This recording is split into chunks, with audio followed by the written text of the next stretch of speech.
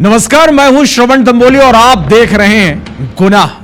कहते हैं हमारे देश में रिश्ते बहुत मायने रखते हैं। रिश्ते ही हैं जो समाज को एक दूसरे से जोड़ कर रखते हैं। लेकिन जब उन रिश्तों पर हवस का पर्दा छा जाता है तो रिश्तों की मर्यादा तार तार होते देर नहीं लगती। इस रिपोर्ट को देखकर आप भी डिसाइड करिए कि यह रिश्ता क्या कहलाता है। रिपोर्ट देखिए।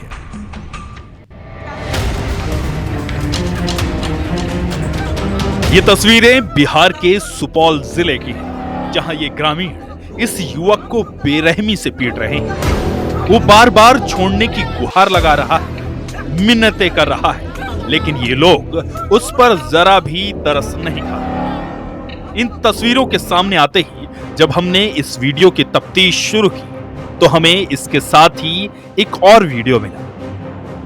अब इस वीडियो को जरा गौर से देखिए। इस वीडियो में लड़का वही है जिसकी कुछ देर पहले पिटाई हो रही थी, लेकिन ये इस युवती की मांग में सिंदूर क्यों भर रहा है? सवाल उठे कि क्या इस युवती के साथ इस युवक की जबरन शादी कराई गई? आखिर पूरा माजरा क्या है? ये जानने के लिए हमने थोड़ी और रिसर्च की तो पता चला कि ये पूरा मामला प्रेम संबंध से जुड़ा हुआ है। कहानी के किरदार मिथिलेश, जिसके साथ मारपीट हुई, रीता देवी, जिसकी मांग में सिंदूर भरा गया। ये दोनों आपस में रिश्ते में हैं। महिला रीता देवी युवक मिथिलेश की रिश्ते में चाची लगती है। यहां ग्रामीणों को रीता देवी और भतीजे मिथिलेश के बीच अवैध संबंधों का शक हुआ, जिसके बाद उन्होंने दोनों को पीटा और फिर जबरन मिथिलेश से रीता की मांग में सिंदूर भरवा दिया। आखिर पुलिस ने क्या कहा, यह भी सुनिए। पुलिस के मुताबिक भीमपुर इलाके में ग्रामीणों को शक हुआ कि महिला और उसके पति के भतीजे के बीच अवैध संबंध है। इसी शक में ग्रामीणों ने दोनों को पकड़ लिया। गांव में सरेआम उनकी पिटाई शुरू कर दी। युवक से महिला की मांग में जबरन सिंदूर भरवाया, जिससे सामाजिक तौर पर दोनों की शादी मानी जाए। युवक के पिता ने की शिकायत, जिसके बाद 8 लोगों पर एफआईआर दर्ज हो गई है। इस हमले में दोनों को गंभीर चोटें आई। दोनों को उपचार के लिए पड़ोसी देश नेपाल के अस्पताल में भर्ती कराया गया। जानकारी मिलते ही पुलिस मौके पर पहुंची, लेकिन तब तक सभी आरोपी फरार हो चुके थे। जिनमें से 8 आरोपियों में से अब तक 2 आरोपियों की गिरफ्तारी हो चुकी है। पुलिस का कहना है कि बाकी आरोपियों की तलाश तेजी से की जा रही है और जल्द ही उन्हें भी गिरफ्तार कर लिया जाएगा। अब ये रिश्तों में अवैध संबंध का शक सिर्फ शक है या इसके पीछे कोई सच्चाई है, ये तो जांच के बाद ही सामने आएगा। Bureau report, IBC24। तो चलिए, आपने देखा कि कैसे रिश्ते शर्मसार हुए। भतीजे के साथ मारपीट और फिर उसे चाची की मांग में सिंदूर भरना पड़ा। तो दूसरी ओर ग्वालियर में एक कैंसर पीड़ित युवक को उसकी ही पत्नी ने कढ़ाई में गर्म तेल से करछी से निकालकर पीटा, जिससे वो बुरी तरह झुलस गया। पति को जलाने के बाद भी पत्नी का गुस्सा शांत नहीं हुआ। उसने पति को धमकी देते हुए घर से निकल जाने को कहा। घरेलू विवाद में पत्नी ने घटना को अंजाम दिया और यह बताया जा रहा है कि पीड़ित पति कैंसर की बीमारी से जूझ रहे हैं। पत्नी को किसी तरह की परेशानी ना हो, इसके लिए पति घर के कमरे में अलग रहते हुए खाना भी अलग बनाता है। बावजूद इसके पत्नी विवाद करती है और बीमार पति के साथ मारपीट करती है। घटना ग्वालियर के उपनगर खाना घास मंडी की है। पुलिस ने घायल की शिकायत पर उसकी पत्नी के खिलाफ अब केस दर्ज कर लिया है। पत्नी द्वारा घर पर कुछ कार्य किया जा रहा था और वहीं पर पति जब पहुंच गए तो गुस्से में पत्नी द्वारा गरम कढ़ाई की तेल से उस पर उछाल दिया गया और जिससे कि पति गंभीर रूप से वहां जल गए। उनको अस्पताल ले जाया गया, जहां उन्होंने इस घटना के बारे में बताया, जिस पर अपराध हमने पंजीबद्ध किया है। तो उन्होंने जो बयान दिया उसके अनुसार इसमें आगामी वैधानिक कार्रवाई करेगी। देश की आर्थिक राजधानी मुंबई में कहानियां बनती हैं और यही कहानियां फिल्में बनकर हम सबके बीच आती हैं। लेकिन इस बार मुंबई में एक नई कहानी लिखी गई। कहानी ब्लैकमेलिंग की थी। धोखेबाज थे दोस्त और इसका क्लाइमेक्स मौत से हुआ। देखिए भरोसे और धोखेबाजी की ये क्राइम फाइल।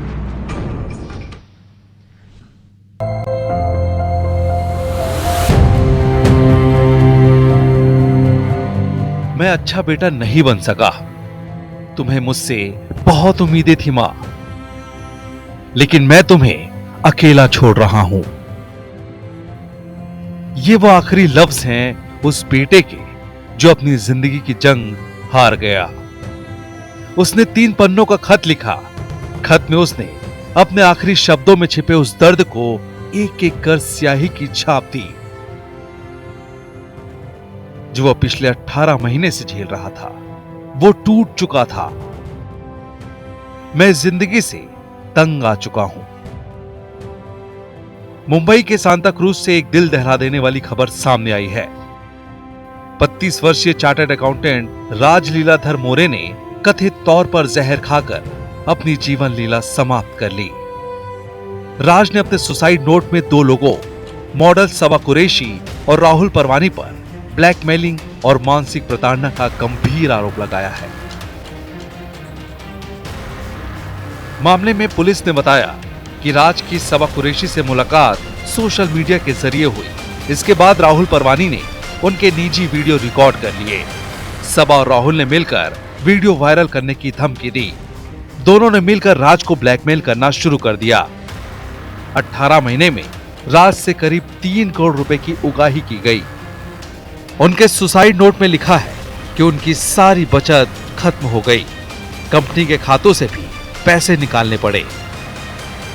राज ने अपने 3 पन्नों के सुसाइड नोट में सबा और राहुल को अपनी मौत का जिम्मेदार ठहराया। राज के परिवार ने बताया कि दोनों आरोपी उनके बकोला स्थित घर पहुंचे थे, जहां उन्होंने राज की मां के सामने गाली गलौज और मारपीट की। इस घटना ने राज को मानसिक रूप से पूरी तरह तोड़ दिया, जिसके बाद उन्होंने ये आत्मघाती कदम उठाया। बकोला पुलिस ने सबा कुरैशी और राहुल परवानी के खिलाफ आत्महत्या के लिए उकसाने और जबरन वसूली का मामला दर्ज किया है। 9 जुलाई 2025 को दोनों को गिरफ्तार कर लिया गया है और कोर्ट ने उन्हें 14 जुलाई तक पुलिस हिरासत में भेज दिया। ये मामला डिजिटल युग में निजता के दुरुपयोग और साइबर ब्लैकमेलिंग के बढ़ते खतरे को उजागर करता है और ये सिखाता है कि भरोसा एक ऐसा जहर है जिसका ज्यादा होना मौत की वजह बन सकता है। Bureau report, IBC 24।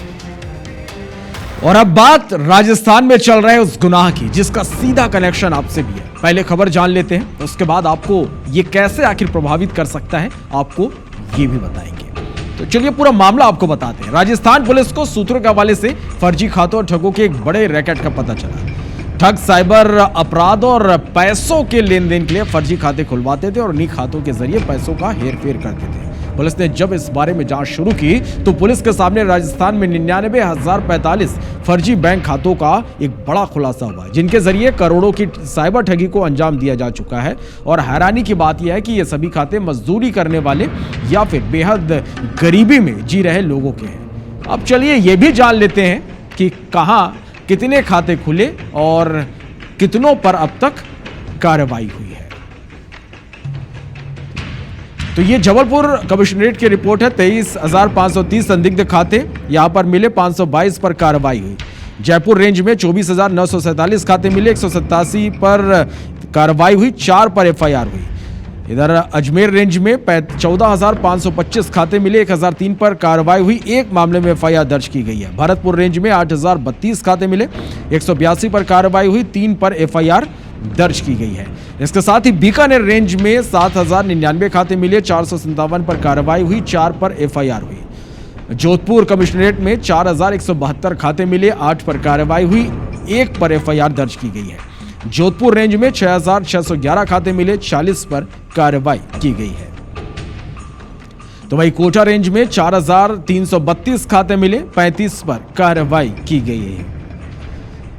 Udaipur range में 5,797 खाते मिले, 652 पर कार्रवाई हुई, 8 FIR दर्ज की गई है। इसके साथ ही आपको यह भी बताते हैं कि ठगों के जाल में मजदूर कैसे फंसते थे। यह ठग खाते खुलवाने के लिए हर शख्स को 4 से 5,000 रुपए देने का वो लालच करते थे कि आप खाते खुलवाइए, आपको 4 से 5,000 रुपए देंगे। अब इसी लालच में फर्जी खाते खुलवा लिए जाते थे और इसके बाद गरीब और जो कम पढ़े लिखे लोग होते थे वो इनके निशाने पर होते थे। खाता खुलते ही एटीएम, पासबुक, चेकबुक ये अपने पास रख लेते थे। संबंधित व्यक्ति के नाम से ये फिर एक सिम कार्ड खरीदते थे और उसे खाते से लिंक कर देते थे और पीड़ित को ट्रांजैक्शन की ऐसे में कोई जानकारी नहीं मिल पाती थी, तो कुछ इस तरह से ठग जो है वो ठगी की वारदात को अंजाम देते थे। डर एक मसला जो हमारी कमजोरी भी है और ताकत भी। ताकत इसलिए कि अगर खतरे वाली जगह पर हमें डर ना लगे तो हम उस खतरे से दूर नहीं जा पाएंगे, लेकिन इस स्टोरी में यह डर एक कमजोरी साबित हुआ और इस कमजोरी का फायदा उठाकर ठगों ने लाखों का चूना लगा दिया। रिपोर्ट देखिए। पॉर्न के नाम पर धमकी, सिक्योरिटी गार्ड को बनाया टारगेट, फर्जी अधिकारी ने फिर किया हाथ साफ, एक और डिजिटल अरेस्ट, फिर एक शिकार।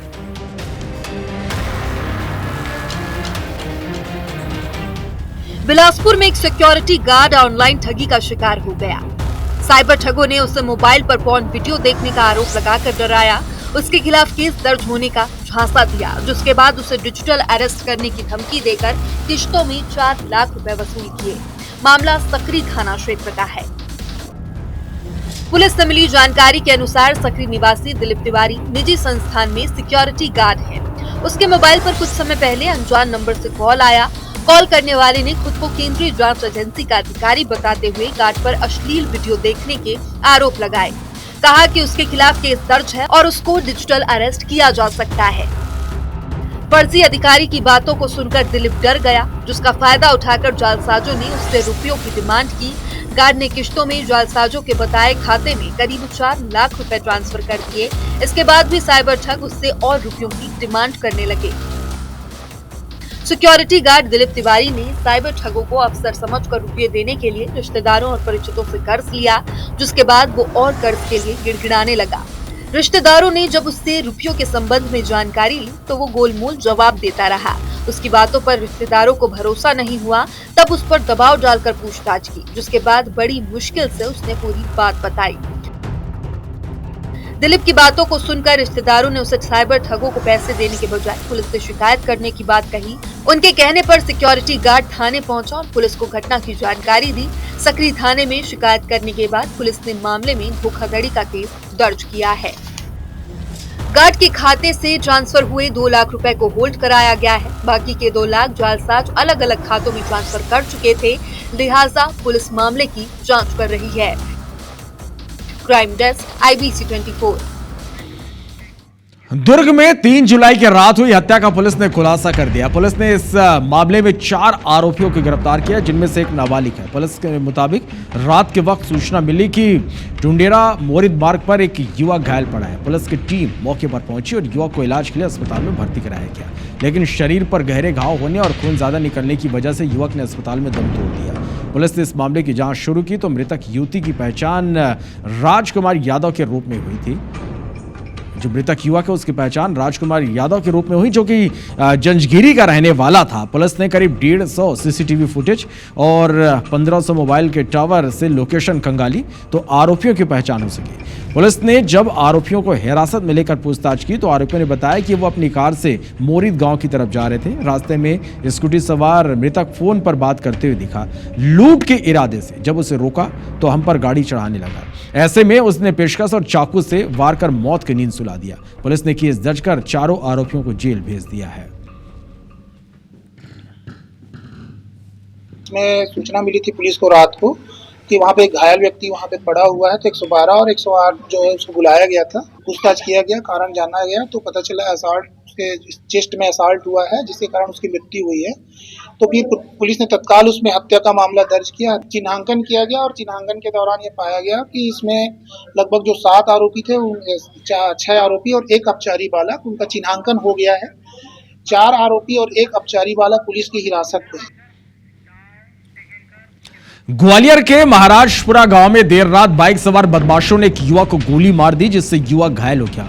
उसे अस्पताल में भर्ती कराया गया। जानकारी के मुताबिक युवक आकाश गुर्जर मंगलवार की देर रात कहीं जा रहा था और इसी दौरान 2 बाइक पर सवार होकर आए 4 बदमाशों में से एक ने उसे गोली मार दी। गोली उसके पैर में लगी, जिसके बाद बदमाश भाग निकले। बदमाशों ने चेहरे पर कपड़ा बांध रखा था, इसलिए युवक उन्हें पहचान नहीं सके। घायल और उसका परिवार 2 लोगों पर शक जता रहा है। घायल युवक का कहना है कि 1 साल पहले प्रिंस भदौरिया से उसका विवाद हुआ था। प्रिंस ने उसके सिर पर लाठी मारी थी, जबकि दूसरी दुश्मनी जमीन की खरीद फरोख्त को लेकर गांव में ही रहने वाले रामवीर गुर्जर और विनोद से चल रही है। इन्हीं में से किसी ने इस वारदात को अंजाम दिया है। इसके साथ ही घायल ने पुलिस पर भी आरोप लगाए। उसका कहना है कि 7 महीने से पुलिस को लगातार आवेदन दे रहा है, लेकिन अब तक कोई सुनवाई नहीं हुई।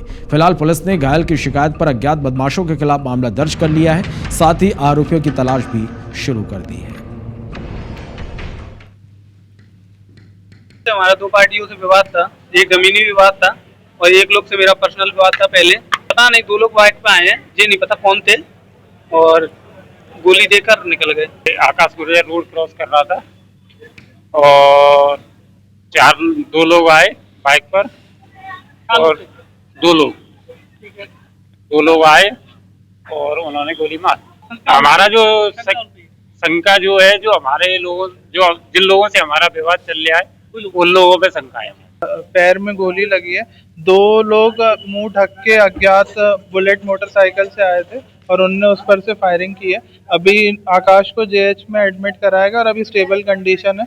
फुटेज दिखा के इनका पीछा किया जा रहा है और जल्दी आरोपियों को पकड़ा जाएगा। रतलाम पुलिस ने 44 लाख रुपए की एमडी ड्रग्स के साथ 2 तस्करों को गिरफ्तार किया। पुलिस के मुताबिक करमदी नमकीन क्लस्टर के पास 2 तस्करों की सूचना मिली थी। घेराबंदी कर इन्हें गिरफ्तार किया गया। ये राजस्थान से लाकर मध्य प्रदेश में ड्रग्स बेच रहे थे। दोनों से पूछताछ की जा रही है। वहीं पिछले 6 महीने में पुलिस ने करीब 6 करोड़ रुपए का नशे का सामान जब्त किया। 275 से ज्यादा आरोपियों से पूछताछ की।